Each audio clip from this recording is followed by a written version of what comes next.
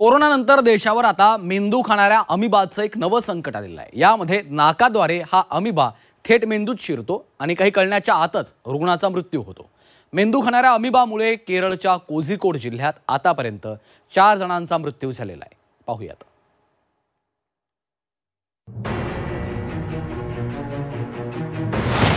कोरोनानंतर आता मेंदू खाणाऱ्या अमिबाचं संकट।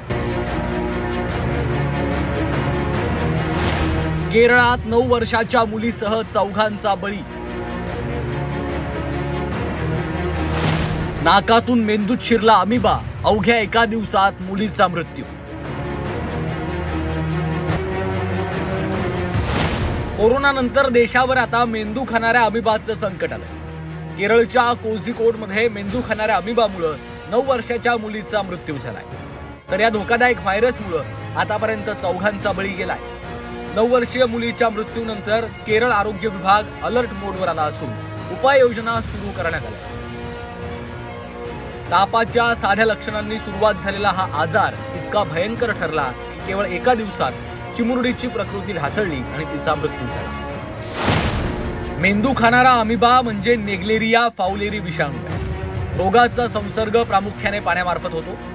अमिबा नाकातून शरीरात प्रवेश करतो आणि थेट मेंदूवर आघात।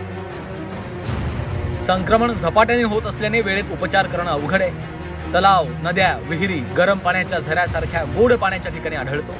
नागरिकांनी खबरदारी घ्यावी, स्वच्छतेकडे विशेष लक्ष देणं गरजेचं आहे। दूषित पाण्यात अंघोळ करणं टाळण्याचा डॉक्टरांचा सल्ला आहे। ताप, घसा दुखणं यासारखी प्राथमिक लक्षणं दिसतात। तलाव आणि विहिरीच्या दूषित पाण्यानं अंघोळ केल्यामुळे नाकाद्वारे मेंदू खाणाऱ्या अमिबाचा संसर्ग होत असल्याचं डॉक्टरांनी सांगितलं।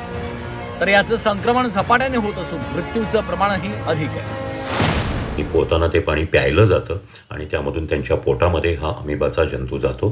हा पोटामध्ये गेल्यानंतर साधारणतः 2 ते 15 दिवसामध्ये तो संपूर्ण शरीरात पसरतो आणि तिथून मेंदूमध्ये जातो।